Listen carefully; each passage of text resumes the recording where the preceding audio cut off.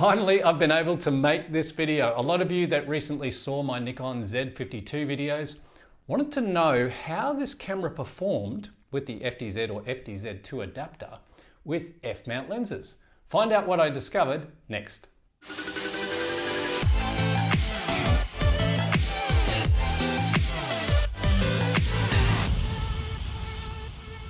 Welcome back to the channel, guys. Well, in this test, I'm going to be using a range of F-mount lenses on the FTZII adapter on my Nikon Z52.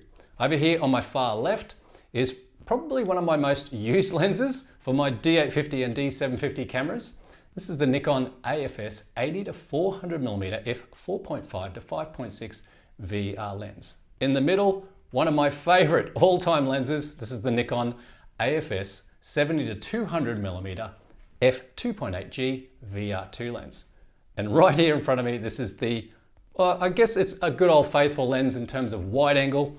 It's the Nikon AFS 14-24mm f2.8G lens. Okay, so let's rip into it. Let's get out into the field and test out these lenses.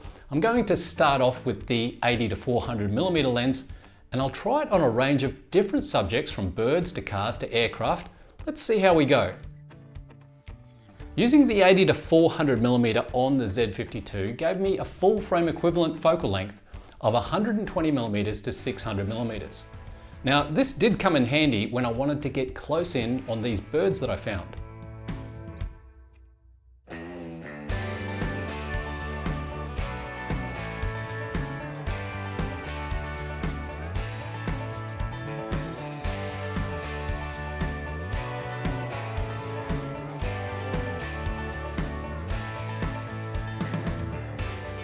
Taking shots of these birds, I found the 80-400mm lens worked a bit better when the bird was in the clear, and not with things like branches in the foreground, but I'm actually going to talk more about that at the end of this video.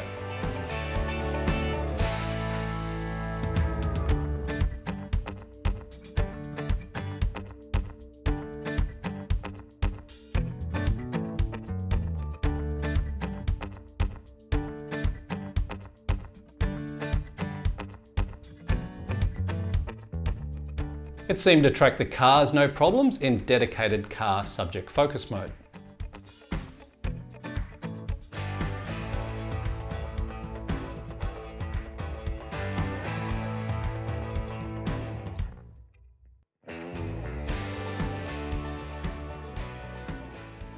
I then switched over to the airplane subject focus mode and tried tracking and grabbing some shots of both planes and helicopters.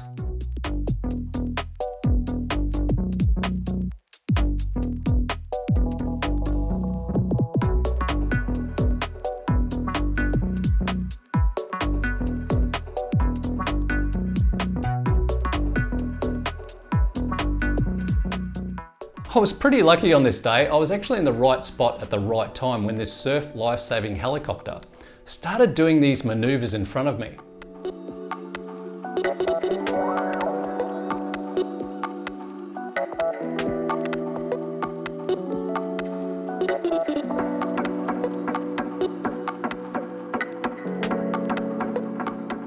In this one particular shot, you can clearly see the pilot with his helmet on.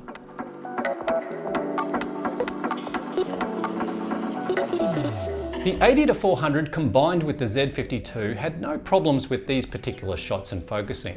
And given that the helicopter is in the shot with no busy background, well, I kind of expect it to.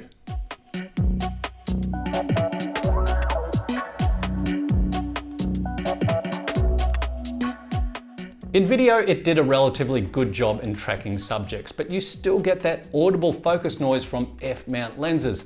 So for those wanting to shoot audio close to the camera in quiet situations, that is something you have to take into consideration. Okay, so now I've switched over to the 70-200mm f2.8G VR2 lens. I'm going to be testing it on Christy. Hi Christy. And she's going to walk straight towards the camera for me. I've set the focus setting to people on the Z52, and I'm going to be getting Christy to walk straight towards me because I just want to see the accuracy in terms of how many hits and misses I get in focus. Okay, so I'm shooting wide open at f2.8 on the Z52. I'm shooting at 11 frames per second. So let's give it a shot. All right, Christy, you right? All right, come straight towards me.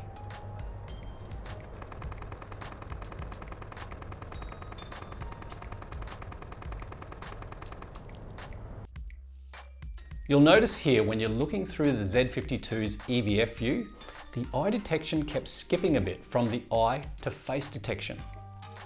It didn't really bother the results in terms of focus accuracy too much. There may have been a few shots that could have been a bit sharper, but not too bad of a result in the end.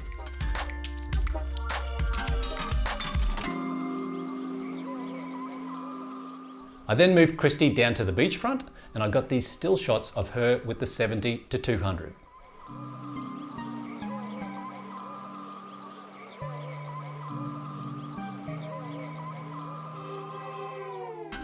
So both the 80-400mm and 70-200mm lenses have VR or vibration reduction on them. I think you actually only get about 3 stops of stabilization when using adapted f-mount lenses to Z cameras. Here's some handheld test video shots from both of these lenses, and you can see which lens I'm using in the bottom left of screen.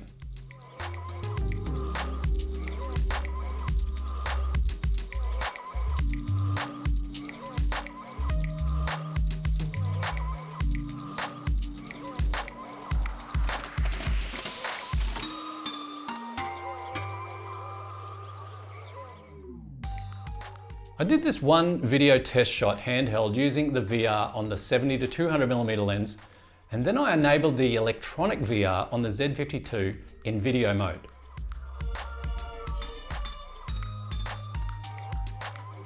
When you do this though, you get a crop and supposedly get better stabilized results, but I found you get this weird slight wobble in your images. I think it is a tad steadier using that electronic VR, but I don't like the image results you get in using it. Personally, I'd stick with using the VR on the lens without the electronic VR, so you don't get that crop and that weird wobble effect. Now I've switched over to the Nikon AFS 14-24mm f2.8G lens. This is a wide angle lens. And today I'm going to be testing it out here at Montville. It's a small little quaint little village, similar to something you'd see in the UK, but it's here in Queensland, Australia. This place has a very cool atmosphere, like a little English village, like I said, in the UK. I'm going to make my way around to see what I can capture with this combo.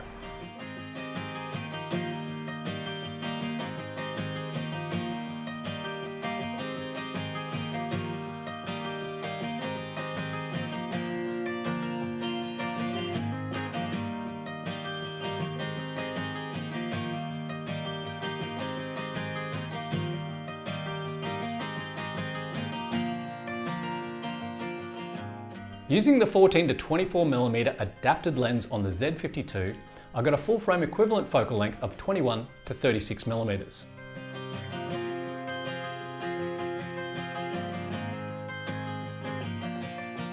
These structures were built in the very early days of Montville, and these century-old trees lining the streets were massive. You can see Christy here in the shot for some sort of perspective.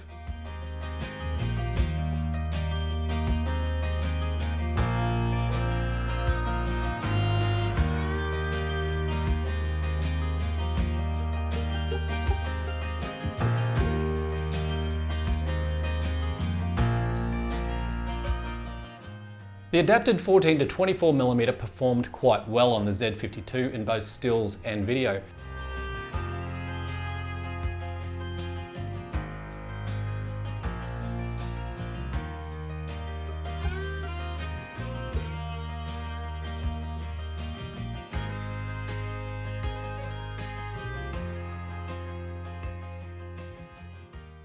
So my summation on using f-mount lenses via the FTZII adapter on the Nikon Z52.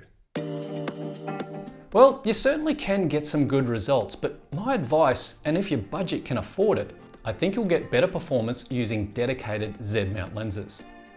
The f-mount lenses are good, don't get me wrong, but there are some certain situations where I think the Z-mount lenses would have performed better.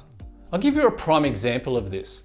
Even using the dedicated bird AF focus mode on the Z52 when I was photographing those pink galahs feeding in the tree with the 80 to 400mm lens, you'll see even though the bird is clearly in the frame, the focus just seemed to want to stick on that branch in the foreground.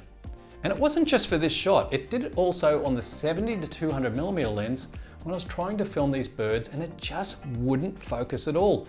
Even on dedicated bird AF, come on man, it's right there. The lenses performed much better when the subjects were in the clear and there was no busy foreground or background. There were times I had to manually adjust the focus on the lenses to get it roughly around near where the bird was before the bird AF kicked in and took over and latched onto the eye. Now I've never had this issue using the Nikon Z180 to 600mm lens where I was filming smaller birds like these kingfishers. Look, to be fair, I get similar results using my Nikon Z7 as well, using FTZ adapted lenses. So it doesn't just do it for the Z52, but I dare say with other Z mount cameras as well. Anyway guys, thank you so much for taking the time to watch this video. I hope it has given you some little bit of an insight as to what it's like using F mount lenses via the FTZ or FTZ2 adapter on the Nikon Z52. As I always say, never stop creating. I'll see you next time.